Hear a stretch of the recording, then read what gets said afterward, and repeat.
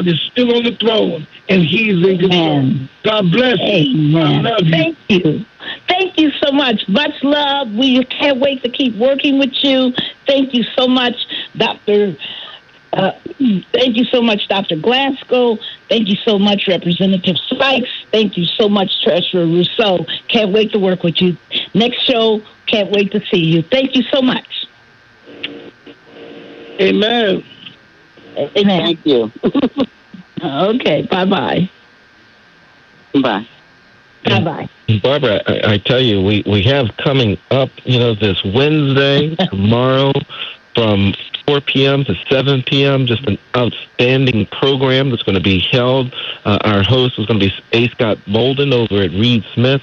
But folks, if you're listening to the show, if you know people that are in the District, Maryland, Virginia area, the DMV, please have them come on out between 4 and 7 to 1301 K Street Northwest to Reed Smith, law offices of Reed Smith, LLP. And that's where we'll be, because we're going to be celebrating not simply the 10th reception, not only the 10th anniversary of the formation of the Transformative Justice Coalition, but we're also going to be celebrating the 60th anniversary of the Voting Rights Act, and we're going to be celebrating with two of the original foot soldiers that walked across the Edmund Pettus Bridge and faced down those Alabama state troopers so many years ago. And they're going to just tell their powerful stories of what they experienced. And Barbara, it's so exciting now to pivot over to talking to, not some of the foot soldiers that walked across the Edmund Pettus Bridge, but some of the foot soldiers and freedom riders that were part of the Transformative Justice Coalition and our training, and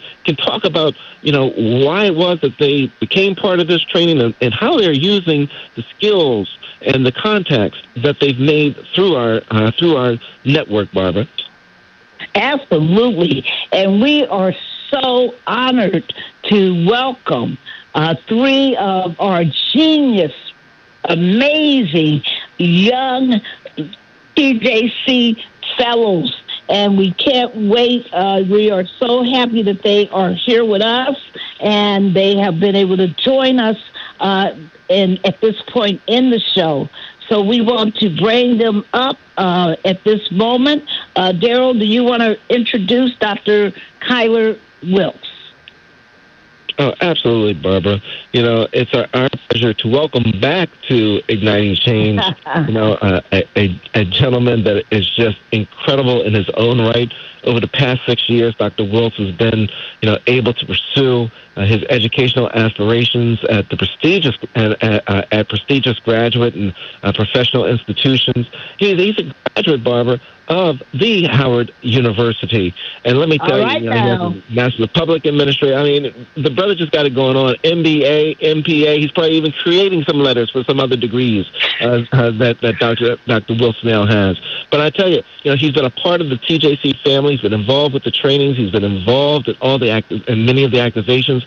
So great to welcome back to Igniting Change, Dr. Kylar Wiltz. Dr. Wiltz, welcome back. Yes. Good afternoon, everyone. Good morning to some that may be on the West Coast. And again, thank you guys so much for having me.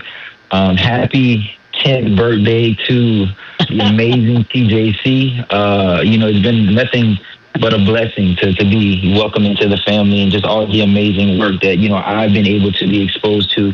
But then also even, having mentors in YouTube. Over the past couple of months, my heart has been heavy and my mind has been cloudy with everything that's been going on. But, from the lessons that you guys, bestow upon us, and the encouragement, but then also the stories and being able to pull from our ancestors who within this own country had things to overcome, but then also even going overseas and fighting some of the same fascism that we are now seeing happen in real time, provides me with the optimism, right? Understanding that we are the voice for the voiceless and the fighters for those that don't have the energy, the will, or the same determination as we do to fight for the equality that they do still yearn for and that they need.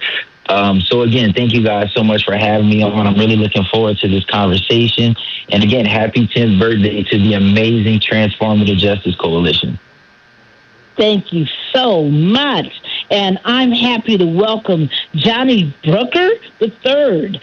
Johnnie Brooker III is a cum laude, you heard me, cum laude graduate of Marquette University in Milwaukee, Wisconsin, where he earned degrees in journalism and political science.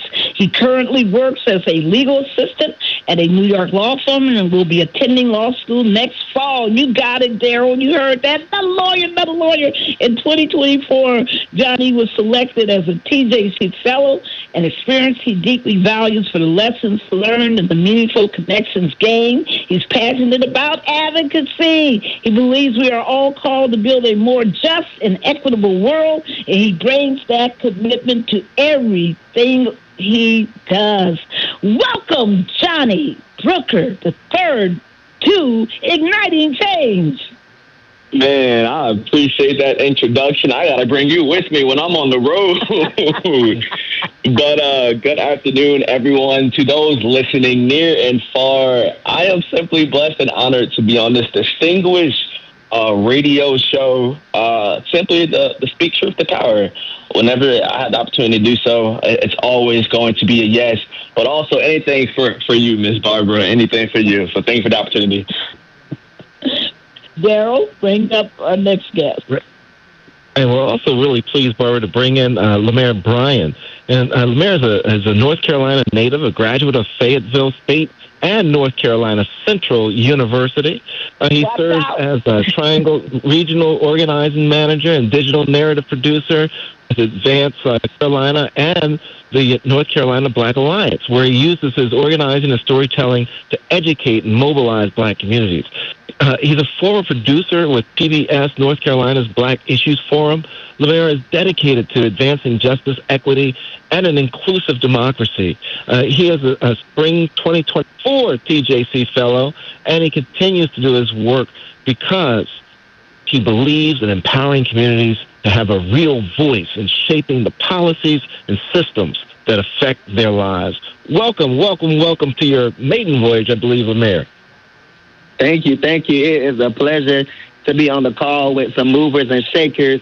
And as the young gentleman said, congrats to the 10th birthday of Transformative Justice Coalition. As I do remember that the angel number 10 is believed to be divine alignment, and it is a reminder of our spiritual journey. And so I do believe that this is fitting for this occasion to say thank you for all that you have done for me and the brothers on this call.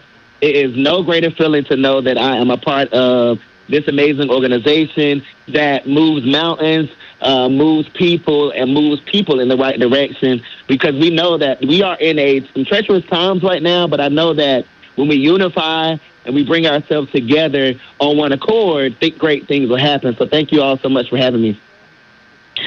Thank you so much for being on our show, and I'm tickled that our TJC alumni are celebrating the three of you already on our WhatsApp. It's just beautiful to see that support. I have a question to get us started.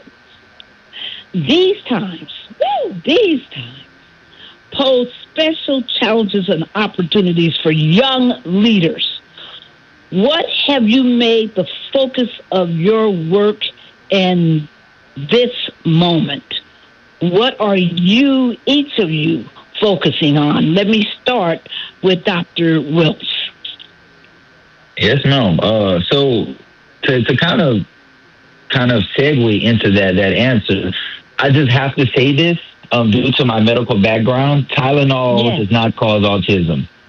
For the people listening, for the people that would like to, become vectors of education to their loved ones and people in their community, we are experiencing such rampant levels of disinformation and misinformation, right? And, I oftentimes say that my advocacy meets at an intersection of medicine, business, and policy due to my academic background and my other experiences. And the biggest hurdle that even for myself that I experienced, most notably in medical school, was just the language barrier. And how do I find a way to process such vast information that is, in many cases, in a different language than what I would tend to speak on my every day-to-day basis?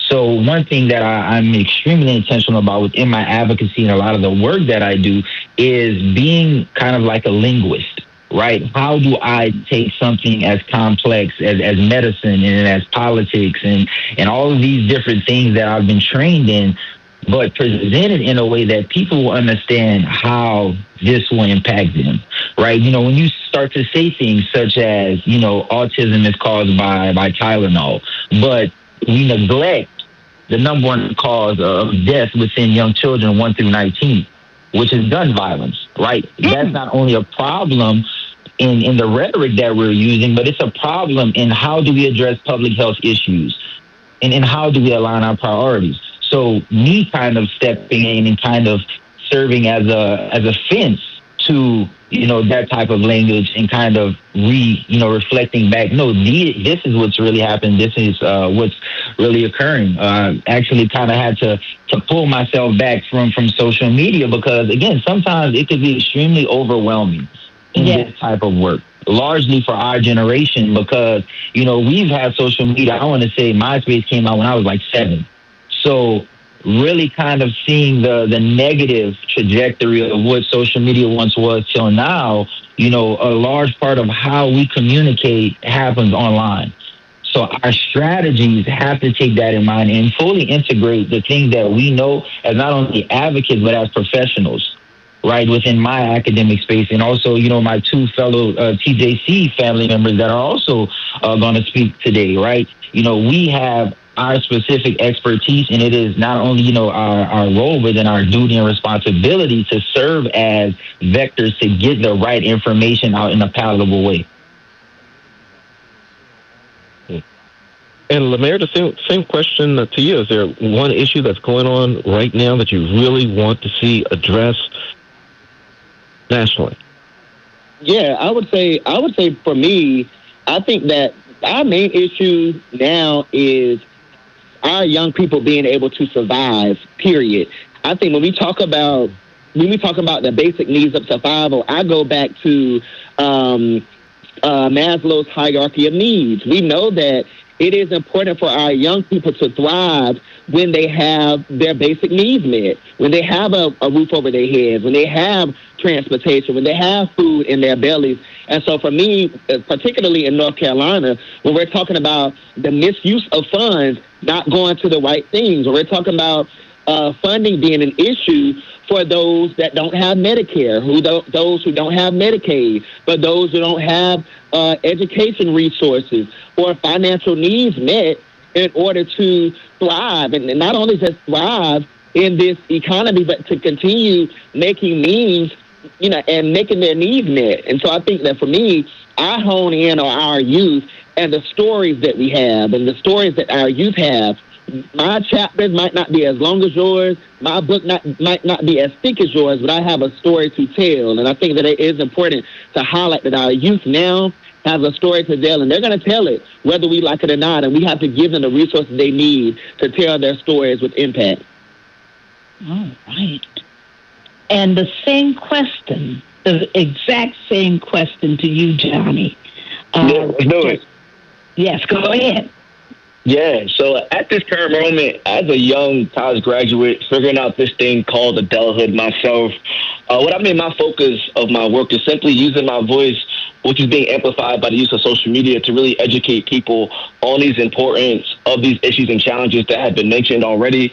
I'm a immediate past New Western Regional Assistant Vice President of Alpha Phi Alpha Fraternity Incorporated. And I like to say that because one of our national programs is Boldest People is a Hopeless People, where it's simply a streamline of voter education, where we have brothers across the Midwest full of red states phone banking their local elections, which made a difference, right? I believe if dialogue is established, you're doing something right. That's how we're going to solve a lot of these problems.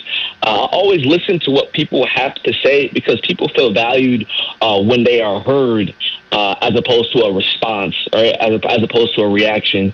I always start with the facts, because what is proven is proven. And I learned that you can't give people anything in the slightest where they can downplay what you say, because the facts are the facts. Then I simply go in from there. So it's really the education piece, because everybody's going to have their implicit bias. However, I really believe when they gain their personal experiences or people seeing things for themselves, it's the fact that proven data simply can't be disputed. My.